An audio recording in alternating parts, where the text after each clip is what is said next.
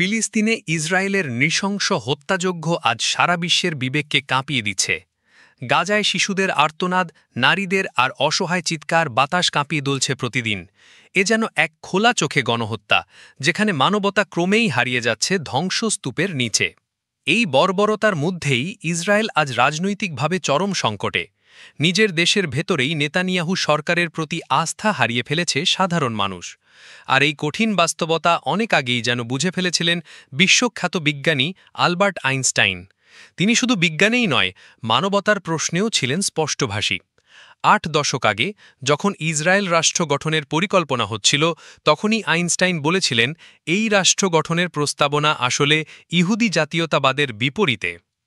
হিটলারের Nazi Germany থেকে বাঁচতে পালিয়ে যুক্তরাষ্ট্রে আশ্রয় নেওয়া এই মানবতাবাদী বিজ্ঞানী জানতেন চরম জাতীয়তাবাদ কি ভয়াবহ পরিণতি ডেকে আনতে পারে।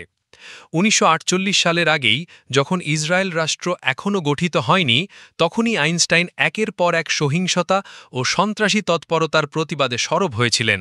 এমনকি তিনি খোলাখুলি বলেছিলেন, এই পথ ধরে গড়ে ওঠা একটি রাষ্ট্র কখনোই টিকে থাকতে পারে না। একবার ইসরায়েলের ভবিষ্যৎ প্রধানমন্ত্রী মেনাহেম বেগিন যুক্তরাষ্ট্র সফরে গেলে আইনস্টাইন সহ একদল ইহুদি বুদ্ধিজীবী নিউ ইয়র্ক টাইমসে একটি খোলা চিঠি প্রকাশ করেন।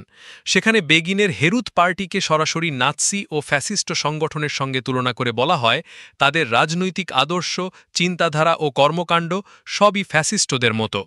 এই হেরুত পার্টিরই উত্তরসূরি আজকের ইসরায়েলের ক্ষমতাসীন লিকুদ পার্টি, যার নেতৃত্বে রয়েছেন বেঞ্জামিন নেতানিয়াহু।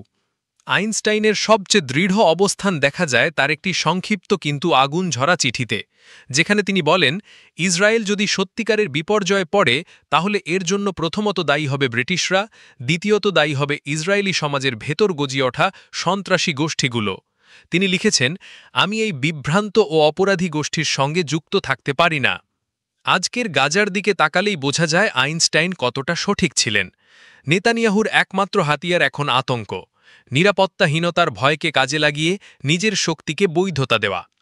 তিনি নিজেকে উপস্থাপন করছেন একজন ত্রাণকর্তা হিসাবে, অথচ তাঁর রাজনীতি আজ ইসরায়েলকেই বিপন্ন করে তুলেছে। আর তাই আজও অনেক ইহুদি, অনেক বিবেকবান মানুষ আইনস্টাইনের মতো করেই উচ্চারণ করছেন প্রতিবাদের ভাষা। তারা বলছেন, হেরুত পার্টির ফ্যাসিস্ট ছায়া আজও ভয়ঙ্করভাবে ছড়িয়ে পড়েছে লিকুদ ও অন্য ডানপন্থী দলগুলোর মাঝে। এই কারণেই আইনস্টাইন বিশ্বাস করতেন, সশস্ত্র চরমপন্থীদের হাতে গড়ে ওঠা কোনো রাষ্ট্র মানবতা বা ন্যায় বিচার টিকিয়ে রাখতে পারে না। আর যদি এই পথ চলাই চলতে থাকে, তবে সে রাষ্ট্রের পতন শুধু সময়ের অপেক্ষা।